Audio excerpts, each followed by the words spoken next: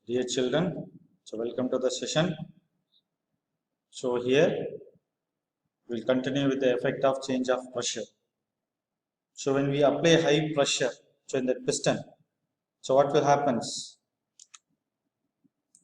The first thing is when you apply high pressure, so there is no intermolecular forces between the particles and no mobility. Mobility means the movement, it will be reduced.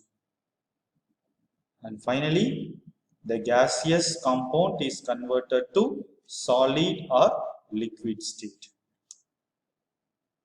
And now we apply the two difference. One is kinetic energy of given particles at given temperature. So kinetic energy of particles at given temperature, for solid it will be least. For liquid it will be higher than solid, and for gaseous it will be maximum energy. And one more concept is also there, that is interparticle space. For interparticle space, for solid there is no interparticle space is there because the solid is rigid. And for liquid there is a less interparticle space is there. For gases it's having more interparticle spaces.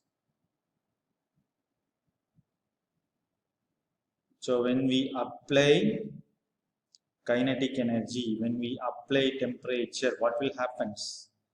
The kinetic energy is increases and the solid is converted to liquid, and further the liquid will converted to gases. For kinetic energy, so which state is having more kinetic energy given temperature? Yes, it is gases. For interparticle space, which is having large interparticle space, yes, it's gases. So with that concept we can apply, and finally we will see the temperature, that is, can matter change its states. So here we are having the three different state. One is for solid, here we are taken the ice cube.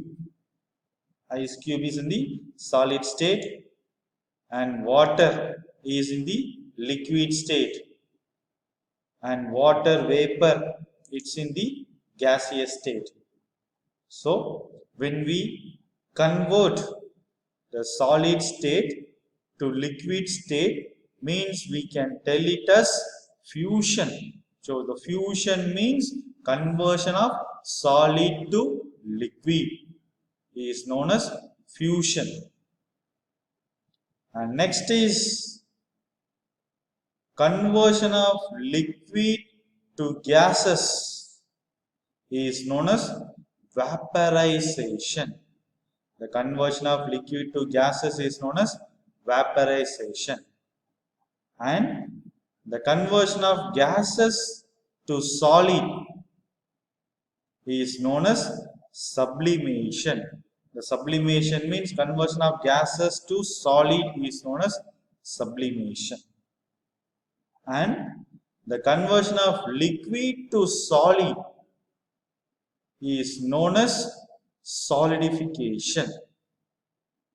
And the conversion of gases to liquid is known as condensation. And the conversion of solid to gases or gases to solid is known as sublimation. So how this process will be occur? What we have to apply? Whether we have to apply temperature or pressure. Simple. We have to increase the temperature or increase the pressure.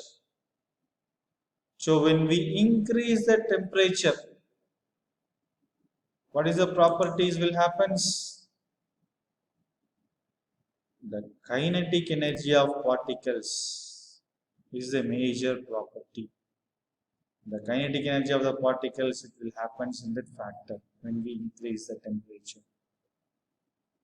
And when we increase the pressure, so what is the factors will happens? There is a space between the particles. So these factors, these two factors are the major thing for the conversion. Temperature, it will deals with kinetic energy of the particles, and pressure, it will deals with space between the particles. So these two factors are very important for the conversion of solid to liquid, or liquid to gases, or gases to solid. And now we will see some questions. The first question is, so convert the following temperature to Celsius scale. So we have to convert the following temperature to Celsius scale. So we have to convert the following temperature, that is 300 Kelvin. So we have to convert them into Celsius scale. The formula for the Celsius scale conversion is degree Celsius equal to Kelvin minus 273. So K value, so the Kelvin is 300 Kelvin. So we have to minus it with 300 Kelvin minus 273. So it will be 27 degrees Celsius. So the 300 Kelvin means the temperature for Celsius scale, it will be 27 degrees Celsius. And next question is, convert the following temperature to Celsius scale. It will be 573 Kelvin. So the formula is degree Celsius equal to Kelvin minus 273. So what is the Kelvin here? 573 Kelvin. So 573 Kelvin minus 273 Kelvin. It will be around 300 degrees Celsius. And next question is, so what is the physical state of water at 250 degrees Celsius? At 250 degrees Celsius of water, what is the physical state? Whether it will be solid state or liquid state or gaseous state. For that, first we have to see the graph. So in that graph, so here we are taken the ice cube. The ice cube is converted to water. It is in the liquid state. At what temperature? At 0 degrees Celsius or 273 Kelvin. At that temperature, so the ice and water is there. So after the temperature will be increases, it will be converted to water at around 1 degree Celsius to 99 degrees Celsius. It will be only in the liquid state. Then after, at 100 degrees Celsius, the water, that is the liquid state, is try to convert them into gaseous state at around 100 degrees Celsius. At 100 degrees Celsius, the water and stream, so stream means vapor, vapor will be there. So it will be at around 100 degrees Celsius. So after that, the temperature, it will be increases, it will be converted to gaseous state. So after 100 degrees Celsius, The physical state of water is in the gaseous state. At 250 degrees Celsius, water exists only in gaseous state.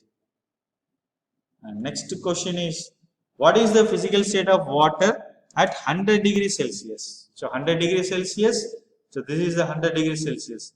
So in that, water plus stream.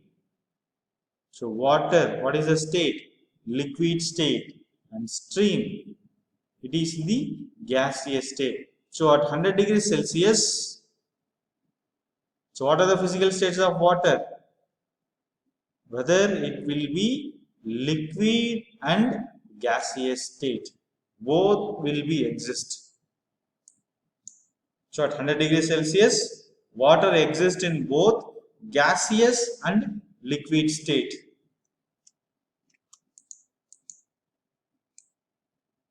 Next question is, for any substance, why does the temperature remain constant during the change of state?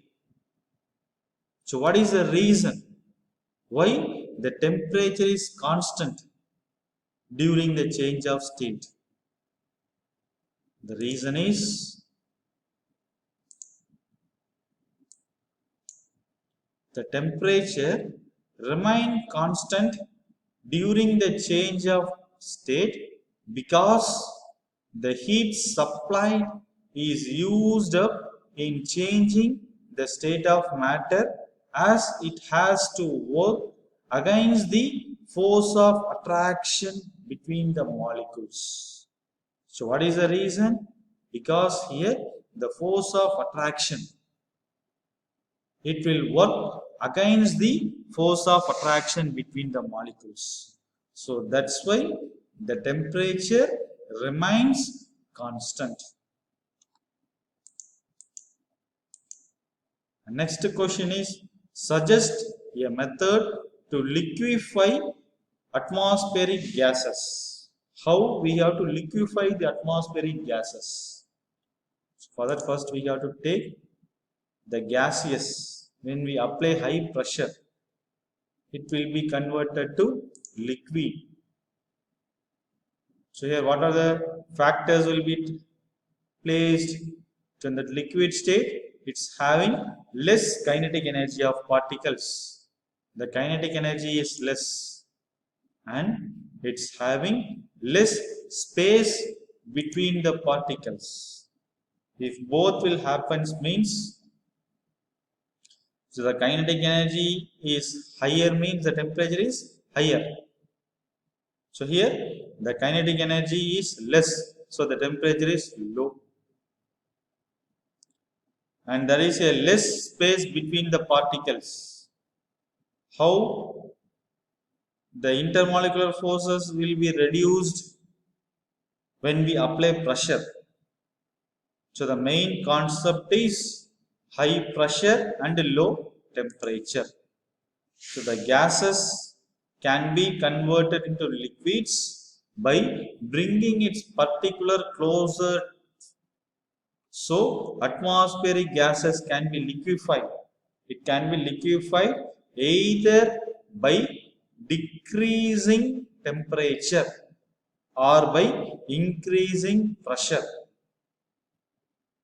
So when we reduce the temperature or when we increase the pressure, from that we can easily liquefy the atmospheric gases. Whether we have to increase the pressure or whether we have to decrease the temperature. So from that we can easily liquefy the gases. Okay children, so see you on next session. Thank you.